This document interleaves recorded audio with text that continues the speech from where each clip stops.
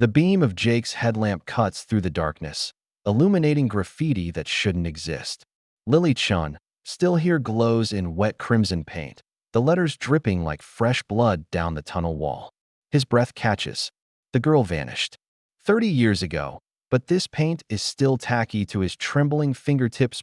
3 hours earlier, Jake Morrison had descended into the abandoned subway tunnels beneath Chicago, with nothing more dangerous on his mind than his next YouTube video. Urban exploration was his passion, his escape from the corporate grind that paid his bills but slowly killed his soul.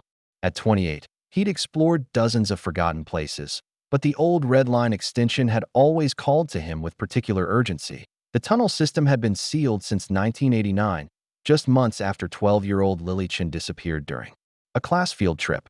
The official story was simple: construction delays, budget cuts, and a tragic accident that claimed one young life.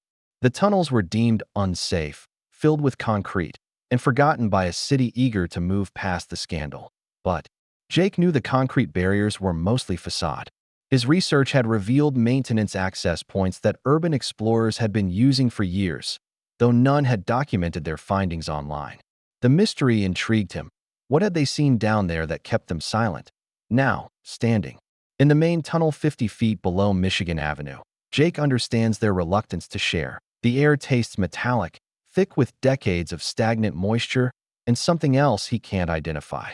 His camera captures everything in crisp 4K resolution, but the footage feels inadequate to convey the oppressive weight of the place. The tunnel stretches endlessly in both directions, lined with rusted railway tracks that never carried there. First passenger. Okay, explorers, Jake whispers to his camera, his voice unnaturally loud in the silence. We're about a quarter mile into the sealed Red Line extension.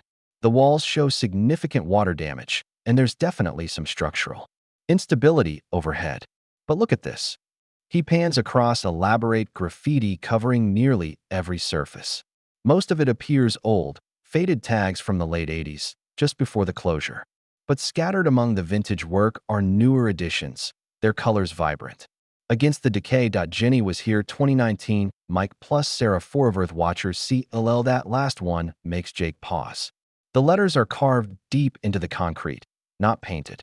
The edges are sharp, recent. Someone had spent considerable time and effort creating it.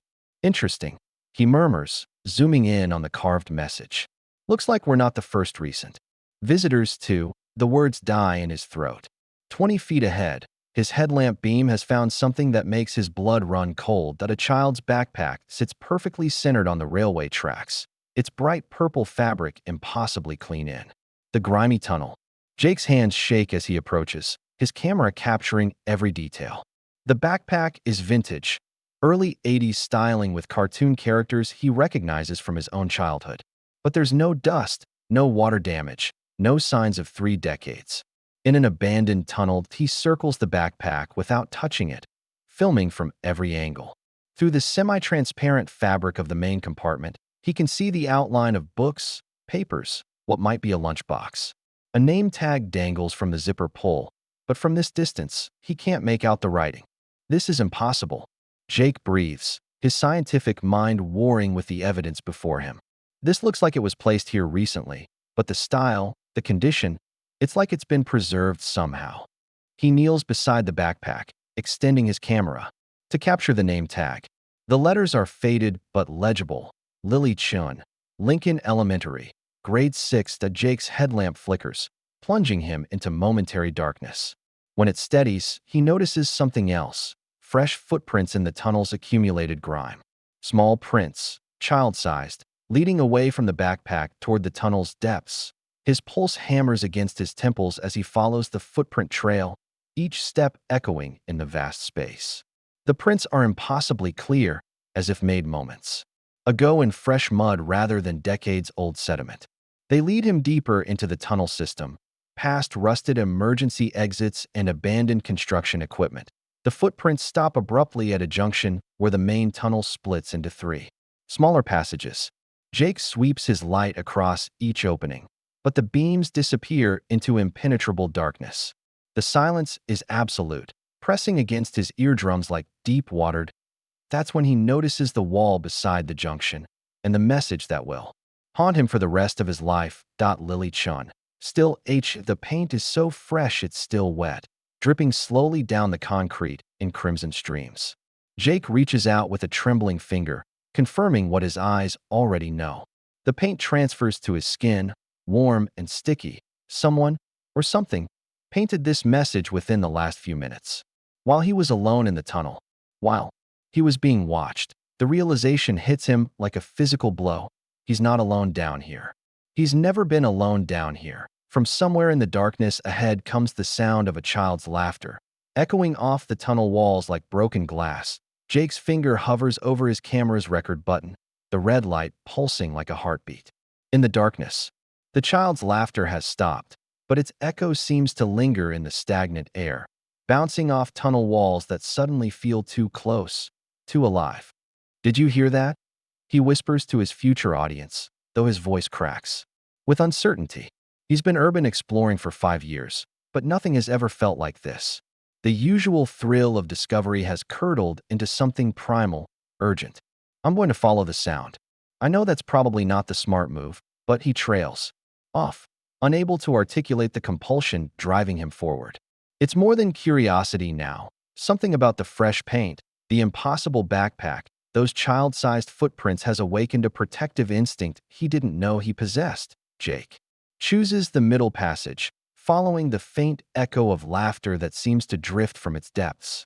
This tunnel is narrower, older, with brick walls that weep moisture in steady streams. His headlamp reveals construction dates carved into support beams: 1987, 1988, 1989. The final year appears repeatedly, as if the workers knew they were racing against some invisible deadline. 20 minutes deeper, the tunnel opens into a vast underground chamber that shouldn't exist according to any city blueprints Jake had researched. His light struggles to penetrate the space, revealing only fragments: concrete platforms, rusted machinery, banks of electrical equipment that died decades ago. But it's the walls that steal his breath. Every surface is covered in children's drawings, executed in chalk, crayon, and what looks like paint made from mud and rust. Stick figures hold hands in endless chains around the chamber's perimeter. Houses with crooked chimneys sit under smiling suns. Families wave from car windows, their faces simple circles with eyes and curved-line smiles. The artwork spans decades, some pieces so faded they're barely visible, others startlingly fresh. All share a childlike innocence that feels obscenely wrong in this buried place. "This is a children's art gallery," Jake murmurs, panning his camera across the drawings. But how did kids get down here? When? What? At the chamber's center sits a circle of small chairs, the kind used in elementary school classrooms. They're arranged around a larger chair that might have belonged to a teacher. Scattered across the floor are remnants of what looks like craft supplies: broken crayons, dried glue sticks, construction paper weathered to pulp. Jake approaches the circle, his footsteps unnaturally loud in the cathedral-like space. As he gets closer, he notices something that makes his skin crawl. The chairs are sized for children of different ages.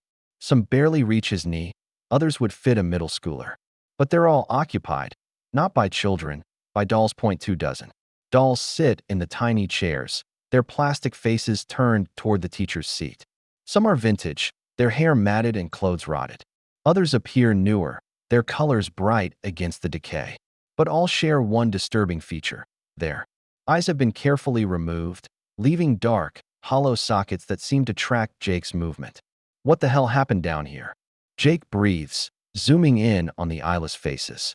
His camera's autofocus hunts in the low light, creating a nauseating strobe effect that makes the dolls appear to move. Behind the circle, chalk writing covers a section of wall in a child's careful script: Miss Sarah's class, forever and always Lily, Jenny, Marcus, Tommy, Stephanie, Amy, David, Christina, Robert, Michelle. We learn together, we play together, we stay. Or below the list, in different handwriting: adult, hurried, desperate. Someone has scrawled, "They never left."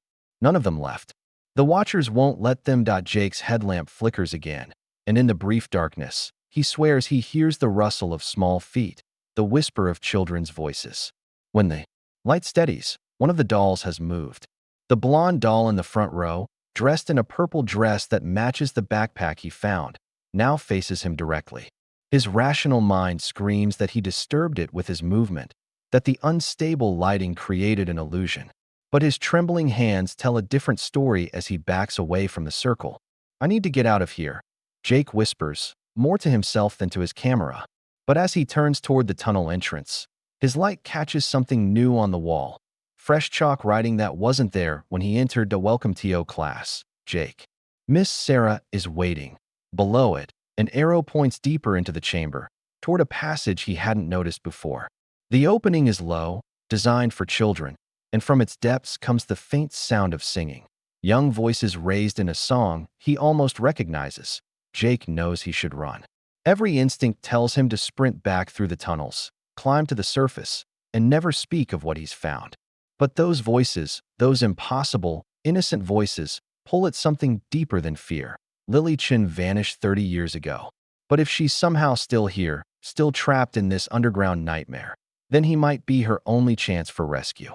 Jake drops to his knees and crawls into the child-sized passage, his camera held ahead of him like a talisman.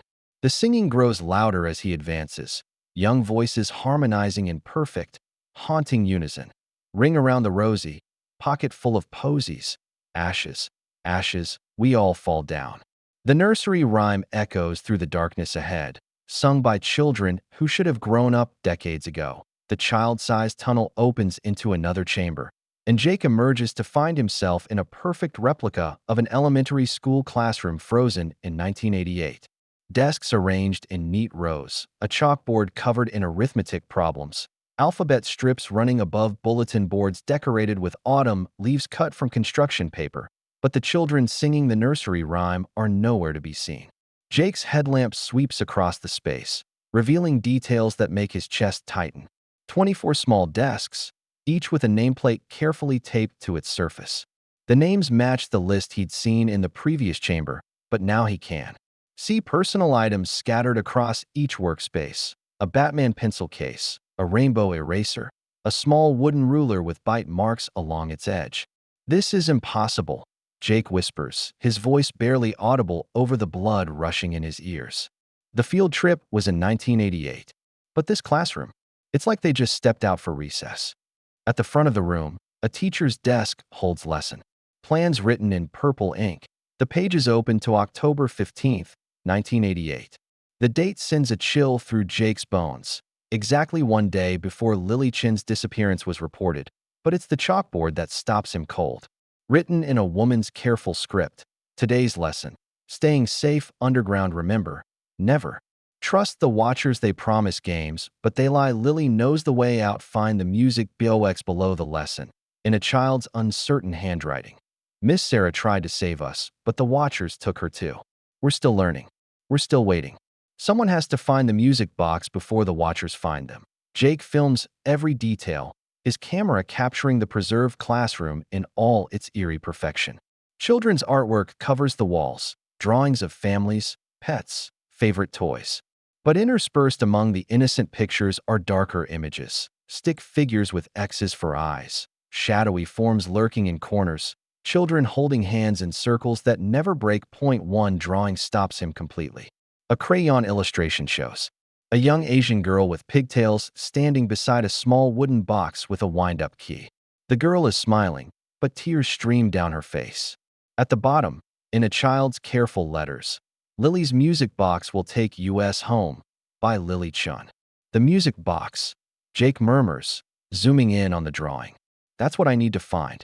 As if summoned by his words, a faint melody drifts through the classroom, the delicate, tinkling sound of a mechanical music box playing a lullaby.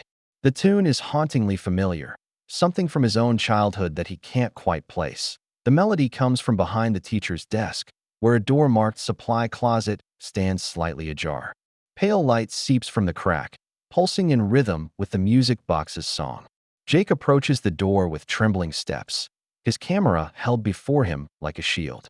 The music grows louder, more insistent, as if calling to him personally.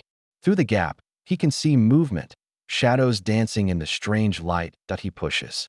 The door opens and steps into a space that defies physics.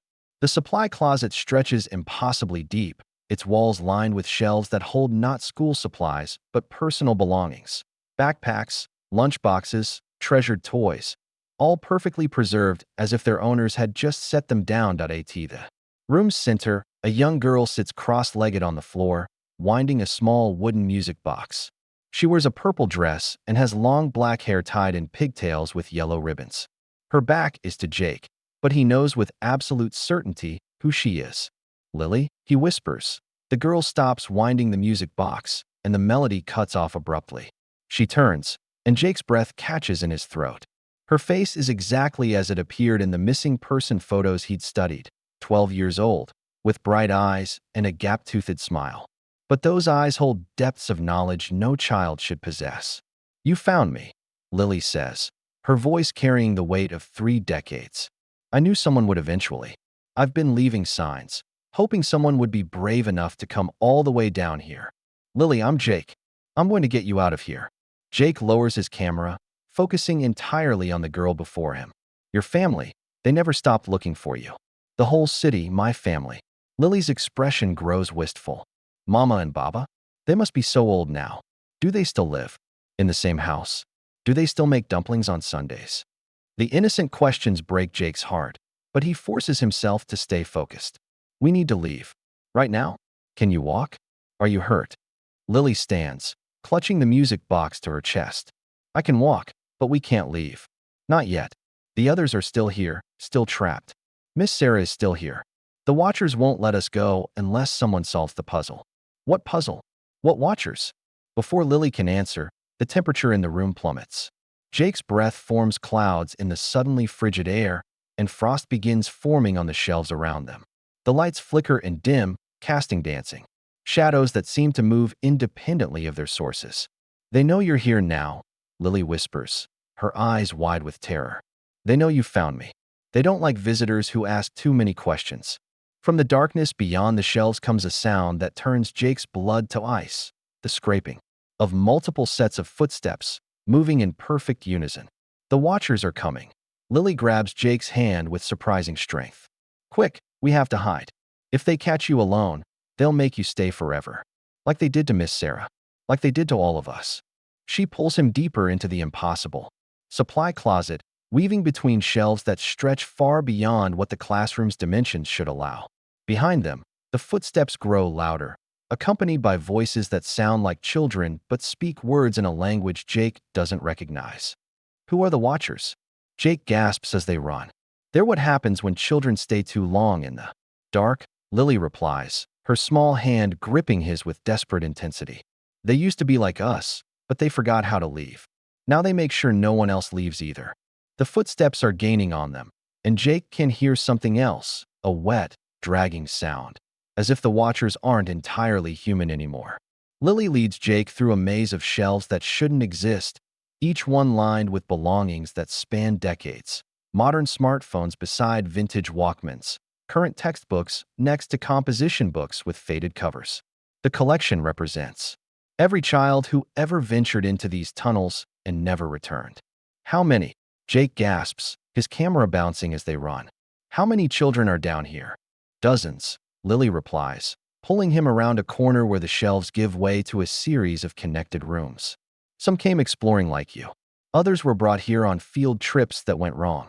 A few," she hesitates, "a few came running from worse things above ground. They duck into a small alcove furnished like a child's bedroom, bunk beds with colorful quilts, stuffed animals arranged on shelves, a desk covered with half-finished homework. The domestic normalcy feels obscene in this buried place." "This was Tommy's room," Lily explains, settling onto the lower bunk. "He's been here since 1995. Car accident on the surface. He was supposed to die, but he ended up here instead. The Watchers found him first." Jake films the room, documenting every detail while listening for pursuing footsteps. The sounds have faded, but he knows they're still being hunted. "What happened to Tommy?" Lily's expression darkens. "He forgot. First his last name, then his parents' faces, then what sunlight looked like. The longer you stay, the more you forget about the surface world. Eventually, you start forgetting you ever wanted to leave." She opens the music box, and its delicate melody fills the room. The tune triggers a memory for Jake, his grandmother's jewelry box, playing the same song while a tiny ballerina spun inside. You are my sunshine, he realizes. His grandmother used to sing it to him during thunderstorms. The music box is the key, Lily continues. Miss Sarah figured it out before the Watchers took her.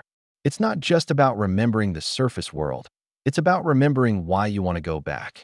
The love, the connections, the life you had before. But you remember, Jake points out. You remember your parents, your life. Why haven't you forgotten? Lily's smile is heartbreaking in its maturity. Because I wind the music box every day. And because I made a promise to Miss Sarah that I'd help the others remember too. But it's hard, Jake. So hard. Some days I can barely remember what my mother's voice sounded like. From the corridor outside comes a new sound. Children's voices, but wrong somehow. They're singing, "You are my sunshine" in harmony. But the words are distorted, changed. You are my darkness, my only darkness. You make me frightened when skies are gray. Lily goes rigid. The Watchers are trying to corrupt the song. They know. It's connected to the music box, to our memories of home. We have to move. She leads Jake through another impossible transition. They step through what looks like a closet door and emerge in what appears to be a school cafeteria. Long tables stretch across the room, set with plastic trays and the remnants of meals that should have rotted decades ago. But the food looks fresh, untouched, as if dozens of children had just been called away mid-bite. They keep everything preserved, Lily explains, noticing Jake's confusion. Time works differently down here. The Watchers want us to think we just arrived, that we haven't been missing for years. It's part of how they make us forget. At the cafeteria's far end, Jake's headlamp illuminates a serving line where a woman in a hairnet stands motionless behind steam tables. As they approach, Jake realizes she's not breathing, not blinking. Her eyes are open but empty, staring at nothing. Mrs. Henderson, Lily whispers. She was the lunch lady during my field trip. She tried to protect us when the Watchers first appeared. They made her part of the place. The woman's head turns slowly toward them, her movement mechanical and wrong. When she speaks, her voice is the sound of grinding metal. Lunch is served. Take your seats. Lunch is served. Take your seats. Jake grabs Lily's hand and pulls her past the frozen lunch lady, through swinging doors that lead into a kitchen. Industrial-sized pots simmer on massive stoves, filled with what looks like soup but smells like copper and decay. The fluorescent lights flicker overhead, casting everything in a sickly green glow. The Watchers feed on memory, Lily explains as they navigate between the cooking stations. Every time we forget something about the surface world, they grow stronger. That's why they keep us comfortable. It's easier to forget when you're not suffering. They reach the kitchen's back exit, but before Jake can open the door, Lily stops him. Wait, we need to get Miss Sarah first. She's in the principal's office, but she's changed. The Watchers have been working on her the longest. Changed? How? She remembers everything about the surface world, but she can't leave. They made her the guardian of this place. She helps them capture new children by making them feel safe, welcome. But deep down, she's still fighting them. That's why she left the clues about the music box. Jake considers their options. Every instinct tells him to grab Lily and run for the surface, but he knows she's right. They can't leave the others behind. And if Miss Sarah has been fighting the Watchers for 30 years, she might be their only hope of understanding how to defeat them. Where's the principal's office? Lily points toward another door, this one marked Administration. Through there? Up the stairs, first door on the right. But Jake, when you see Miss Sarah, remember that she's not the enemy. No matter what she says, no matter how she tries to convince you to stay, remember that she's been fighting longer than any of us. The sound of the corrupted singing grows louder, and Jake realizes the Watchers have found their trail again. But now there's something else mixed in with the children's voices, adult voices, teachers and staff members, all singing the twisted lullaby in perfect, haunting harmony. They're gathering, Lily whispers, clutching the music box tighter. All of them. They know we're planning something. We have to move now, before they can stop us. Jake pushes open the administration door, revealing a staircase that leads up into darkness. At the top, a faint light glows beneath the principal's office door. From within comes the sound of a woman's voice, speaking in soothing tones to someone who isn't there. Come on, Jake murmurs, starting up the stairs. Let's go find Miss Sarah. Behind them, the cafeteria fills with the sound of dozens of footsteps and voices raised in their corrupted song, all moving toward the kitchen where Jake and Lily had just been hiding. The principal's office exists in a bubble of warmth and gentle light that feels like a cruel joke after the horror of the tunnels. Below, Miss Sarah sits behind a mahogany desk that belongs in a living room rather than a school, her graying hair pulled back in a neat bun, reading glasses perched on her nose as she grades papers that shouldn't exist. She looks up as Jake and Lily enter, and her smile is so genuinely warm that Jake almost forgets where they are. Almost. Lily's sweetheart, you brought a friend, Miss Sarah says, setting down her red pen. And Jake, yes, I know your name. Welcome to our little community. I've been watching your videos. You have such a gift for storytelling. Jake's blood runs cold. He's never mentioned his YouTube channel to anyone down here, never spoken his name aloud until Lily used it. How do you know about my videos? Oh, we keep track of the surface world, Miss Sarah replies, standing and smoothing her cardigan. It's important to stay connected, don't you think? We wouldn't want to become isolated down here. Please sit. Both of you. We have so much to discuss. The office contains two child-sized chairs facing the desk, both upholstered in cheerful fabric covered with cartoon animals. Jake remains standing, his camera capturing every detail of the impossibly normal scene. You're not the real Miss Sarah, Lily says quietly, though Jake can hear the uncertainty in her voice. The real Miss Sarah left messages. She told us about the music box. Miss Sarah's expression doesn't change, but something flickers behind her eyes. A moment of recognition, of pain. Oh, sweetie, I am absolutely the real Sarah Morrison. I've been teaching for 35 years, and I've loved every moment of it, especially these last 30 years with you children. You've all grown so much. She gestures to the walls, which are covered with children's artwork spanning decades. But unlike the innocent drawings in the classroom below, these pictures show a progression, the same children growing older, their artwork becoming more sophisticated, more detailed, and more disturbing. Look at Tommy's improvement, Miss Sarah says proudly, pointing to a series of drawings. He started with simple stick figures, but now look at the detail in his shadows. In Jenny's portraits, she's captured something essential about each of her classmates. Jake examines Jenny's portraits and feels his stomach lurch. The faces are photorealistic, but the eyes are wrong. Too knowing, too old, too empty. These aren't children's drawings.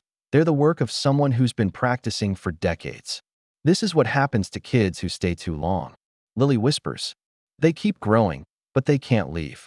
They become part of the place. Part of the place? Miss Sarah laughs, but the sound has an edge of hysteria. Oh no, dear. We are the place. Every child who comes here adds to our family, our community. We learn together, we grow together, we stay together. Forever. Jake backs toward the door, pulling Lily with him. We're leaving. All of us. There has to be a way out. There is, Miss Sarah says, and for a moment her voice sounds different, younger, more desperate. The music box. Play the song. Remember why you want to leave, and the tunnels will show you the way. But you have to want it more than anything else in the world. You have to fight for it. Miss Sarah. Lily steps forward, hope lighting her face. Is that really you? Miss Sarah's expression crumbles, and suddenly she looks ancient, exhausted. I'm still here, Lily. I'm still fighting. But they're so strong, and I'm so tired. I've been holding on for 30 years, leaving clues, trying to help the children remember. But each year it gets harder. She opens her desk drawer and removes a key, old brass, worn smooth by countless hands. This opens the real way out. Not the tunnels you came through, those just lead deeper. The real exit is through the memory room, but you have to earn the right to enter. How? Jake asks. You have to face the watchers directly. You have to remember who you are, who you love, why you need to return to the surface world. The music box will help, but only if you truly believe in what it represents. Miss Sarah's face contorts, and when she speaks again, her voice is the warm, controlled tone from before. But why would you want to leave? We have everything you need here. Safety, community, purpose. The surface world is cruel, Jake. Down here, no one grows old, no one dies, no one suffers. No one lives either. Jake replies, understanding finally. This isn't preservation, it's death. A slow, comfortable death that feels like life. The office lights flicker in through the windows, which show impossible views of sunny playgrounds. Despite being buried underground, Jake can see shapes moving, dozens of them, surrounding the building. They know, Lily breathes. The watchers know we're planning to leave. Miss Sarah, the real Miss Sarah, grabs Jake's hand with surprising strength. The memory room is behind the bookshelf. Use the key. Remember everything good about the surface world, and don't let them make you forget. Promise me. I promise, Jake says, pocketing the key. Miss Sarah's grip loosens, and her expression goes blank again. Stay with us, Jake. Your YouTube channel could document our community. Think of the stories you could tell about our happy family. But Jake is already moving, pulling the bookshelf away from the wall to reveal a hidden door. The key fits perfectly, and the door swings open to reveal a room that takes his breath away. The memory room is lined with mirrors, but each reflection shows something different. Glimpses of the surface world, moments of joy and connection and love. Jake sees his own face reflected dozens of times, but each mirror shows him at a different moment. Graduating college, hugging his parents, laughing with friends. The day he posted his first urban exploration video, the room's center sits a simple wooden chair, and beside it, a table holding dozens of music boxes. But only one is open, its tiny ballerina frozen mid-spin. This is it, Lily whispers, winding her music box. This is where we make our choice. But Jake, once we start the song, the watchers will do everything they can to stop us. They'll show us terrible things, make us doubt everything we remember about the surface world. From outside comes the sound of hundreds of footsteps, children, and adults moving in perfect synchronization. They're surrounding the building, preparing for the final confrontation. Jake sits in the chair and activates his camera one last time. If anyone finds this footage, know that we tried. We tried to save everyone we could.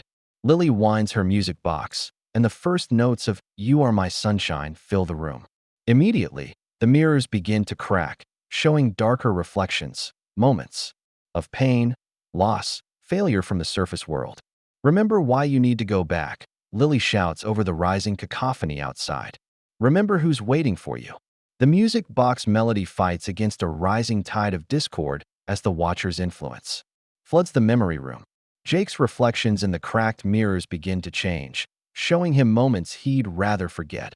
Every rejection, every failure, every time he'd felt alone in the crowded surface world. Don't look at those, Lily shouts, her small hand gripping his arm. Focus on the good memories.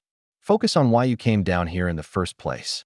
But it's hard to focus on anything except the horror pressing against the room's walls. Through the mirrors, Jake can see them, the watchers. They're children. But wrong. Their features stretched and distorted by decades of underground existence. Their eyes are black holes that seem to drain light from the room, and their mouths move in perfect unison, speaking words that burrow into his mind like parasites. Why struggle to return to a world that never understood you? Your parents worry about your dangerous hobby. Your friends think you're wasting your talents. Down here, you're appreciated. Down here, you belong. The words carry weight because they hold truth. Jake has always felt like an outsider, drawn to abandoned places, because they felt more honest than the performance of normal life. His urban exploration videos get decent views, but his parents constantly ask when he's going to get a real job. And his college friends have largely moved on to marriages and mortgages while he still sleeps on a futon and edits videos until 3 a.m.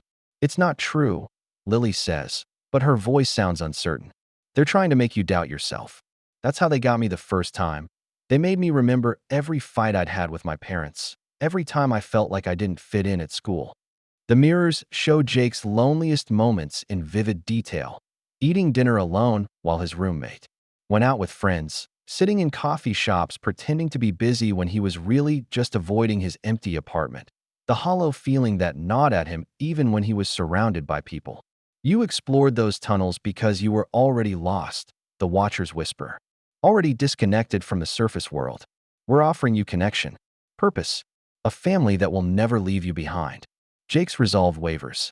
The surface world suddenly seems cold, demanding, full of judgment and expectation. Down here, he could document a hidden community, tell stories that matter, be part of something special. His YouTube channel could become legendary, the definitive record of a place that exists outside normal reality. Jake, no.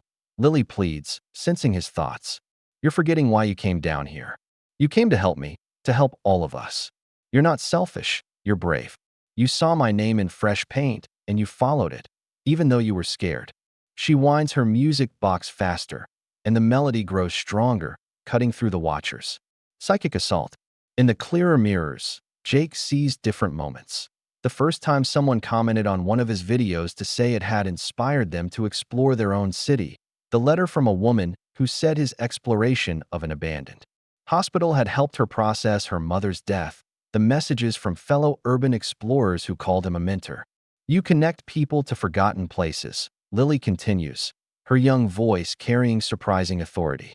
You show them beauty in decay, hope in abandonment. That's why you're really here. Not because you're running from the surface world, but because you're trying to help it remember what it's lost. The watcher's whispers grow more desperate, more insistent. Those people don't really know you. They love your videos, not you. When you disappear, they'll forget about you in a week. But we'll remember forever. We'll make you part of our eternal story. Through the mirrors, Jake sees the watchers pressing against the memory room's walls, their forms becoming more substantial, more threatening.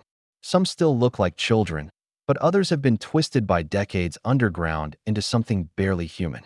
Their leader, a boy who might once have been Tommy, speaks with a voice like grinding stone. Sarah couldn't leave. She was too connected. To her students, too responsible. You're the same, Jake.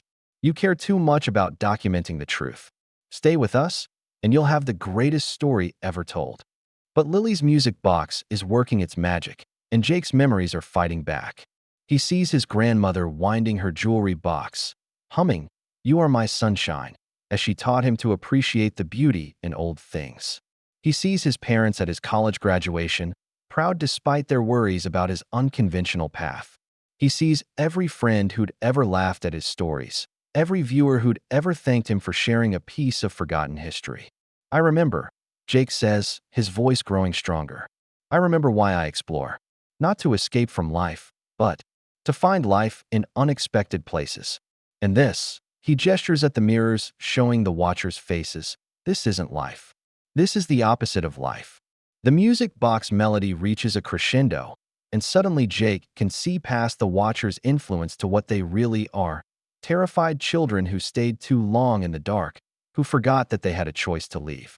Their threats and promises are just fear, projected outward because they can't face their own imprisonment. You're not monsters, Jake says, addressing the watchers directly. You're victims. You were children who got lost, and instead of finding your way home, you convinced yourselves that this was home. But it's not. It never was. The watchers recoil as if struck, their forms becoming less solid, more fragmented. Through the mirrors, Jake can see them as they truly are, scared kids who made the wrong choice decades ago and have been trapped by that choice ever since. We can't leave. Tommy's voice cracks with desperation. We don't remember how to want anything else. The surface world moved on without us. There's nothing for us there. There's everything, Lily says firmly, standing and walking toward the mirrors. There's sunlight and seasons and change and growth. There's pain, yes, but there's also joy. Real joy, not this hollow contentment. She reaches out to touch one of the mirrors, and her reflection shows not the 12-year-old girl she appears to be, but a woman of 42. The age she would have been if she'd lived her life on the surface. The image is beautiful, showing her with laugh lines and gray threads in her hair, surrounded by friends and family she never got to meet. I could have had a life, Lily whispers, tears streaming down her face. We all could have had lives. But it's not too late. We can still choose to leave. The memory room fills with light as the music box song reaches its final notes, and Jake realizes that the light is coming from above, real sunlight, streaming through cracks that have appeared in the ceiling. The exit is opening, responding to their choice to remember, to fight, to live. But the watchers make one final, desperate assault, their forms solidifying as they prepare to physically prevent Jake and Lily from reaching the surface, the ceiling. Cracks wide open, revealing a shaft of pure golden sunlight that cuts through the memory room like a blade. But between Jake and Lily and their escape, the Watchers have formed a wall of desperate, grasping hands. Their faces are no longer hidden. Jake can see them clearly now, children and adults who have been underground so long they've forgotten what they once were. You can't take them, Tommy pleads, his voice carrying 3 decades of accumulated loneliness. If they leave, we'll be alone again. We'll remember what we lost. You'll remember what you can still find, Jake replies, holding his camera steady. Despite his shaking hands, the surface world is still there. Your families might be gone, but there are new families waiting, new connections to make. Miss Sarah appears in the doorway, but she's different now, caught between her Watcher persona and her true self. Half her face shows the warm, controlled teacher expression, while the other half reveals the exhausted, desperate woman who's been fighting for 3 decades.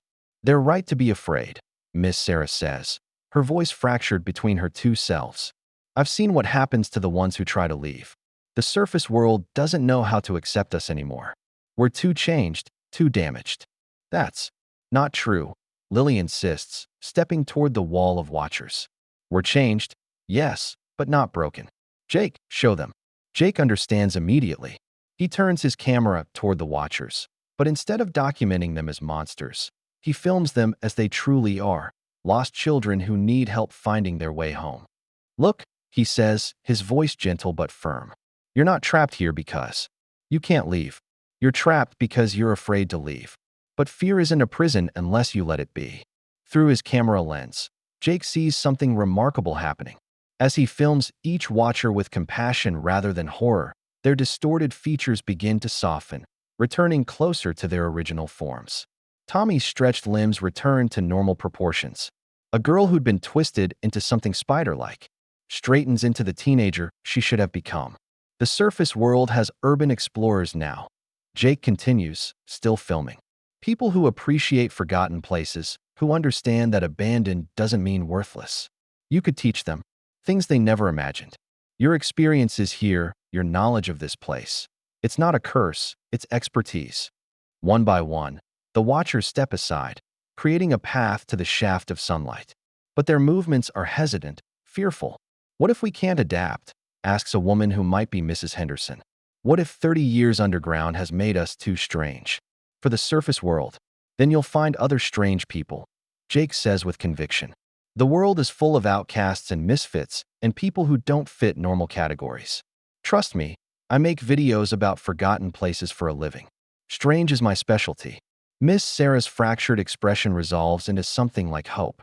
You really think we could leave? All of us. I think you deserve the chance to try. Jake replies, and if the surface world doesn't work out, if you really can't adapt, then you can make that choice consciously. But staying here because you're afraid to try isn't really a choice at all. Lily walks to the shaft of sunlight and looks up. Above them, Jake can see blue sky and the distant sound of traffic. The normal world continuing its daily rhythm, oblivious to the drama playing out below. I can see clouds, Lily whispers, wonder in her voice. Real clouds, moving across the sky. I'd forgotten they did that. She begins to climb, using handholds that appear in the shaft walls as if responding to her determination. Jake follows, his camera capturing their ascent while the Watchers watch from below. Come with us, Jake calls down to them. At least come see the surface again. You don't have to stay, but you deserve to remember what you're choosing to leave behind. Tommy is the first to follow, his movements awkward after decades of underground existence. Then Mrs. Henderson, then others. Miss Sarah comes last, her teacher's instinct making her ensure all her students are safe before leaving herself. The ascent takes forever and no time at all. Jake's muscles burn from the climb, but the sunlight grows stronger with each step, warming his face and filling his lungs with air that tastes of life instead of stagnation. When they finally emerge through a maintenance grate in Millennium Park, the sensation is overwhelming. The afternoon sun blazes down from a brilliant blue sky scattered with white clouds. People walk past on nearby paths, talking on phones, walking dogs, living their normal lives without any idea that an impossible rescue has just taken place. Jake helps Lily up through the grate, and she stands on solid ground for the first time in 30 years. Her appearance has changed. She no longer looks exactly 12, but rather like someone who has lived through experiences that transcended normal aging. Her eyes hold depths of wisdom that no child should possess, but also a resilience that's beautiful to witness.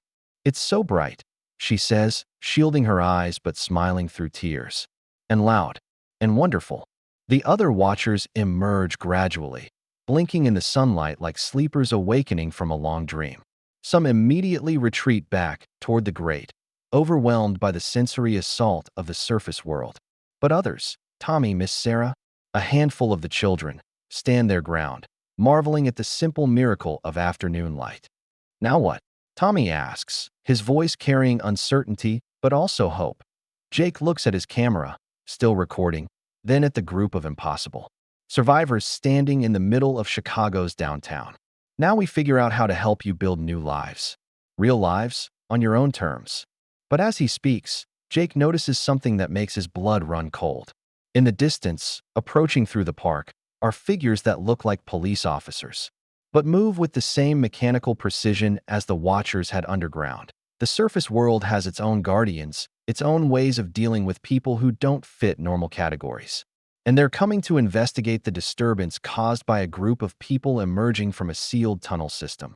The approaching figures wear official uniforms, but something about their synchronized movement sets off every alarm in Jake's head. He spent years documenting encounters with security and law enforcement during his urban explorations. This isn't normal police behavior. Everyone stay calm, Jake murmurs, positioning himself between the survivors and the approaching officials. Let me do the talking. But Miss Sarah grabs his arm, her grip tight with recognition and terror. Those aren't regular police. Look at their eyes. Jake focuses his camera on the lead officer, zooming in on his face. The man's eyes are the same hollow black that he'd seen in the Watchers underground, empty sockets that seem to absorb light rather than reflect it. Surface Watchers, Lily breathes. I should have known. The tunnels were just one part of it. They have people up here too, making sure no one asks too many questions about the children who disappear. The lead officer speaks into his radio, but the words aren't in any language Jake recognizes. The cadence is wrong, too rhythmic, like a chant or incantation. Other officers spread out in a containment pattern that's too professional, too coordinated for a random park encounter. Mr. Morrison, the lead officer calls out, his voice carrying the same artificial warmth that Miss Sarah had used in her Watcher persona. We've been monitoring your activities. Unauthorized entry into city infrastructure is a serious crime. How do you know my name? Jake asks, though he's already moving, herding the survivors toward the park's busy areas where witnesses might provide some protection. We know many things about you. Your YouTube channel, your exploration habits, your unfortunate tendency to document things that should remain forgotten. The officer's smile is perfectly practiced and completely empty. We're here to help you understand the legal consequences of your actions. Tommy steps forward, his youthful face set with determination that speaks to 3 decades of underground survival. We're not going back. Whatever you are, whatever system you represent, we're not going back into the dark. Oh, but you must. Another officer replies, this one a woman whose uniform is so pristine it might have been pressed moments ago. The surface world isn't prepared for your unique circumstances. Think of the questions, the investigations, the disruption to normal life. Much better to return to your community underground, where you were safe and cared for. Jake films everything, knowing that documentation might be their only protection. But as he records, he notices something troubling. His camera's battery indicator is dropping rapidly, as if something is draining its power. The same thing is happening to his phone. They're interfering with electronics. He warns the others. We need to move now. But the officers are closing in, and Jake realizes they're trapped. The park that had seemed like freedom moments ago has become another kind of prison, with the surface watchers controlling every exit route. That's when Lily does something unexpected. She pulls out her music box and winds it with deliberate, defiant motions. The tinkling melody of the lullaby begins to play, and immediately the officers stop their advance. You can't use that here, the lead officer snarls, his artificial composure cracking. That melody has no power on the surface. This is our domain. No, Lily says firmly. her voice carrying an authority that transcends her apparent age. This melody represents choice, memory, the power to decide your own fate. And that power exists everywhere, underground or surface, as long as people are willing to fight for it. The music box melody grows louder, impossibly so, as if amplified by hidden speakers. But Jake realizes the amplification is coming from the survivors themselves. They're humming along, adding their voices to the simple tune. Other people in the park begin to notice the confrontation. A jogger stops to watch, pulling out her phone to record. A family with children moves closer, curious about the music. An elderly man walking his dog approaches to ask if everything is all right. Witnesses. Jake breathes, understanding Lily's strategy. They can't operate with normal people watching. The surface watchers begin to back away as more park visitors gather around the unusual scene. Their artificial authority crumbles when faced with genuine human curiosity and concern. This isn't over, the lead officer warns, but his voice lacks conviction. You can't hide among normal people forever. Eventually, you'll have to answer for what you've become. What we've become, Miss Sarah says, stepping forward to address the officer directly, is survivors. And we're going to help other people survive too. As the surface watchers retreat, Jake notices something remarkable happening around them. The normal people in the park, the joggers, families, dog walkers, aren't just curious about the confrontation. They're responding to something deeper, something the music box melody has awakened in them. That a middle-aged woman approaches Lily with tears in her eyes. "I haven't heard that song since my grandmother sang it to me," she says. "I'd forgotten how beautiful it was." An elderly man asks Miss Sarah, "Are you all right, dear? You look like you've been through something difficult." The genuine human compassion is like sunlight after the artificial warmth of the watcher's manipulation. But Jake knows their safety is temporary. The surface watchers may have retreated, but they'll regroup, find new ways to isolate the survivors from potential allies. "We need help," Jake tells the gathered crowd, making a decision that could change everything. These people have been trapped underground for decades. They need medical attention, legal assistance, and most importantly, they need people to believe their story. The jogger who'd been filming looks at her phone screen, frowning. "That's weird. My recording just shows static, like something was interfering with the camera." Jake checks his own camera and finds the same thing. Minutes of static where the confrontation with the surface watchers should be. But the earlier footage from underground is intact, clear, undeniable. The story starts in the tunnels, he realizes. The proof is down there. But now we know the conspiracy extends to the surface too. Lily closes her music box, and the immediate sense of protection fades. But something has changed in the dynamic between the survivors and the normal world. The barriers that the watchers, both surface and underground, had maintained for decades are beginning to crack. "What do we do now?" Tommy asks, looking overwhelmed by the vast sky above and the bustling life around them. Before Jake can answer, his phone buzzes with a text from an unknown number. "Mr. Morrison, we need to talk. There are others like your new friends. Many others." The rabbit hole goes much deeper than one tunnel system. "A friend?" Jake stares at the text message, his mind reeling. Before he can process its implications fully, his phone rings. The caller ID shows only a number, but when he answers, the voice on the other end is warm, professional, and completely human, a stark contrast to the artificial tones of the watchers. "Mr. Morrison, my name is Dr. Elena Vasquez. I'm a psychologist who specializes in cases like your friends. Can you get to a safe location? We have much to discuss." "How do I know you're not one of them?" Jake asks, gesturing for the others too. "Stay close. Because I'm standing across the street from you right now, and I'm not trying to hide." Jake looks up and sees a woman in her 50s waving from beside a food truck. She's holding a tablet displaying what appears to be news articles, and even from a distance, he can see photographs of missing children. Dr. Vasquez has been tracking the watcher phenomenon for 15 years, she explains as they gather around a picnic table in a busier section of the park. "What you discovered underground is just one node in a much larger network." She shows them her research, hundreds of missing persons cases across the country, all following similar patterns. Children who vanished near construction sites, subway systems, abandoned buildings. Adults who disappeared while urban exploring or investigating local mysteries. all dismissed by authorities as runaways or accidents. The tunnel system you found connects to at least 12 other underground communities across the Midwest, Dr. Vasquez explains. Each one maintaining the same illusion of safety and timelessness. Each one controlled by watchers who were once victims themselves. Miss Sarah studies the photographs with growing recognition. I know some of these faces. Teachers, administrators, parents who went looking for their missing children. The network recruits people who care, who won't abandon their search. Exactly, Dr. Vasquez confirms. The surface watchers identify potential threats. People asking too many questions, getting too close to the truth, and they're given a choice. Join the system or disappear into it. Lily turns to Jake, her expression serious beyond her apparent years. That's what they were trying to do to you. First, they wanted you to stay underground voluntarily. When that failed, they sent the surface watchers to force you back. But why? Jake asks. What's the point of this whole system? Dr. Vasquez shows them a map marked with red dots across multiple states. Control. The watchers, both surface and underground, represent a kind of psychic ecosystem that feeds on stagnation, on people who've given up hope of change or growth.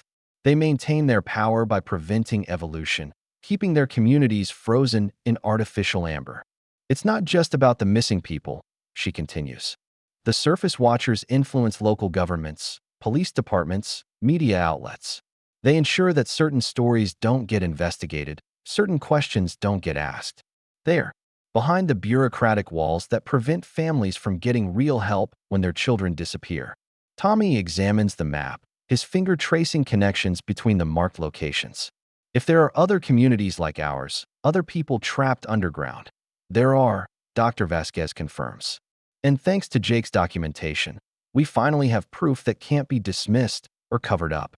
The footage from underground, combined with the testimony of survivors, could expose the entire network. Jake feels the weight of responsibility settling on his shoulders. His urban exploration hobby has accidentally uncovered a conspiracy that spans decades and multiple states. But he also realizes something else. This is exactly the kind of story he'd dreamed of telling, the kind of hidden truth that could actually make a difference. What do you need from us? He asks. Your footage, obviously. But more than that, you need to help the other survivors understand that they have a choice. Not just the choice to leave their underground communities, but the choice to help others make the same decision. Miss Sarah nods slowly. We could go back. Not to stay, but to teach. To show the others that leaving is possible, that the surface world has changed, become more accepting of people who are different. It won't be easy, Dr. Vasquez warns. The watchers will fight back. They'll try to discredit your story, make you seem unstable or delusional. They have resources, connections, decades of practice at making inconvenient truths disappear.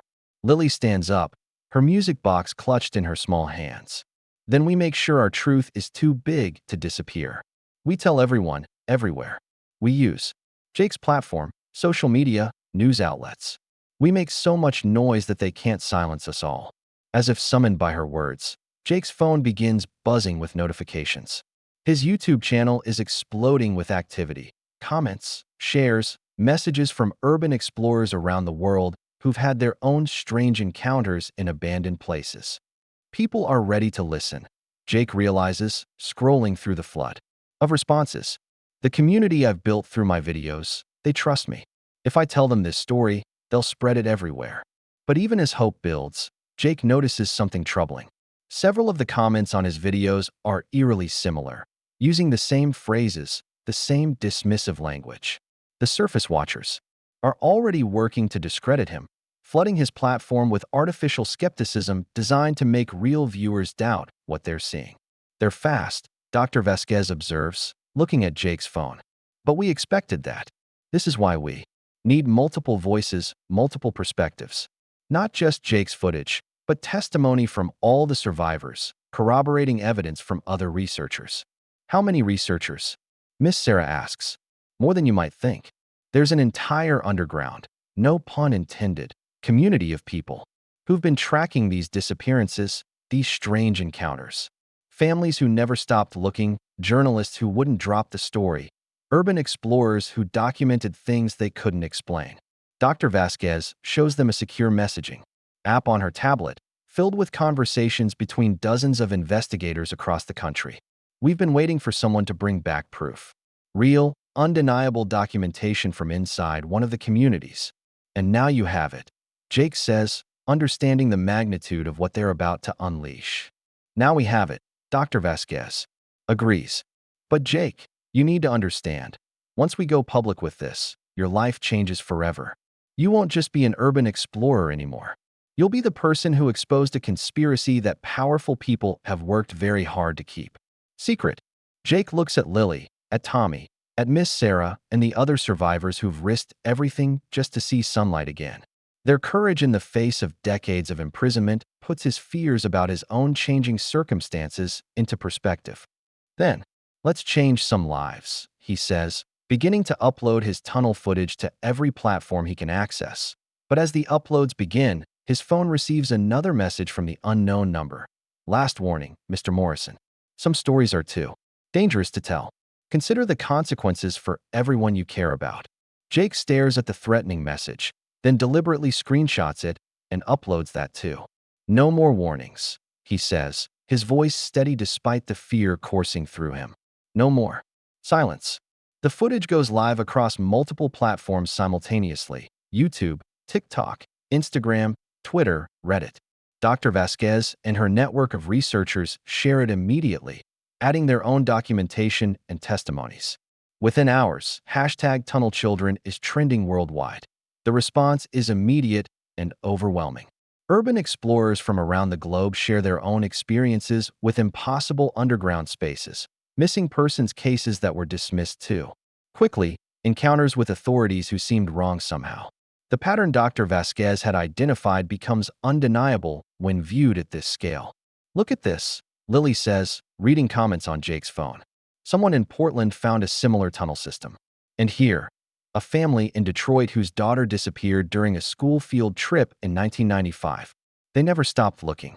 But the backlash comes just as swiftly. News outlets publish articles questioning Jake's mental health, suggesting the footage is an elaborate hoax. Social media accounts spread rumors about his motives, his background, his credibility. The surface watchers' influence extends deeper than any of them had imagined. They're trying to bury us in noise, Dr. Vasquez observes, monitoring the flood of misinformation on her tablet. But it's not working. Too many people are sharing their own stories now.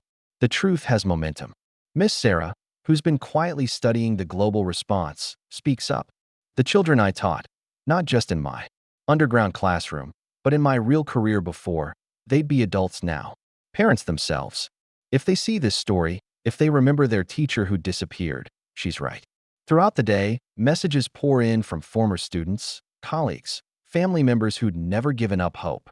The human connections that the watchers tried so hard to sever prove stronger than decades of enforced forgetting. 3 days later, Jake finds himself in a congressional hearing room, his camera footage playing on screens for lawmakers and journalists. Lily sits beside him, no longer looking like a child but speaking with the authority of someone who survived the impossible. Tommy and Miss Sarah testify remotely from the safe house, where Dr. Vasquez's team has been helping them readjust to surface life. The underground communities still exist, Lily tells the assembled officials. And there are people there who want to leave but don't know how. We're not asking you to raid these places. That would only traumatize the victims further. We're asking for resources to help them choose for themselves. The testimony leads to the formation of the Missing Persons Recovery Initiative, a joint task force combining law enforcement, social services, and volunteers from the urban exploration community. Jake becomes its unofficial spokesperson, using his platform to coordinate rescue efforts and document recovery stories. 6 months later, Jake stands in Millennium Park again, but this time he's not alone. 43 people surround him, survivors from 7 different underground communities across 4 states, all brought to the surface through careful, patient outreach rather than forced extraction. The hardest part, explains Tommy, who now works as a counselor for newly surfaced individuals, isn't adjusting to technology or modern society. It's learning to make choices again. When you've lived in a place where every decision is made for you, freedom can be overwhelming. Some survivors choose to return underground after experiencing the surface world, but now it's a genuine choice, made with full knowledge of alternatives. Others, like Miss Sarah, become advocates and educators, teaching both surface dwellers and underground communities about the possibility of connection across different ways of living. Lily, who now goes by her chosen adult name, Elena, in honor of Dr. Vasquez, has become something unexpected, a bridge between worlds. She maintains connections with the underground communities while building a life on the surface, helping others navigate the transition at their own pace. The Watchers haven't disappeared, she tells Jake during one of their regular check-ins. But they've lost their monopoly on truth. When people know they have choices, when they understand that leaving is possible, the fear loses its power. Jake's YouTube channel has evolved beyond urban exploration into something larger, a platform for hidden stories, forgotten communities, and people who exist in the spaces between conventional categories. His subscriber count has grown exponentially. But more importantly, his comment sections have become gathering places for survivors, searchers, and families healing from decades of uncertainty. The Surface Watchers still operate, still try to suppress inconvenient truths, but their efforts now meet organized resistance. Dr. Vasquez's research network has become a formal nonprofit, connecting investigators worldwide and providing resources for families dealing with mysterious disappearances. Jake films his latest video, a documentary about the first successful underground-to-surface community exchange program. He reflects on how much has changed since that day he first saw Lily's name painted in fresh crimson letters. The darkness, he says to his camera, isn't conquered by avoiding it or pretending it doesn't exist. It's conquered by bringing light to it, by choosing connection over isolation, truth over comfortable lies. He pauses the recording and looks around the park where children play in the afternoon sun, their laughter mixing with the distant sound of trains running on schedule through tunnels that now serve their intended purpose. Somewhere below the city, other communities continue their hidden existence, but they're no longer completely cut off from choice, from hope, from the possibility of change. Jake's phone buzzes with a message from an urban explorer in Tokyo who thinks she's found something strange in the subway system there. Another story, another opportunity to choose light over darkness. He shoulders his camera bag and heads toward the nearest train station. There's work to do, stories to tell, people to help find their way home, whatever home means to them. The tunnels that once trapped now connect. The Watchers who once controlled now witness.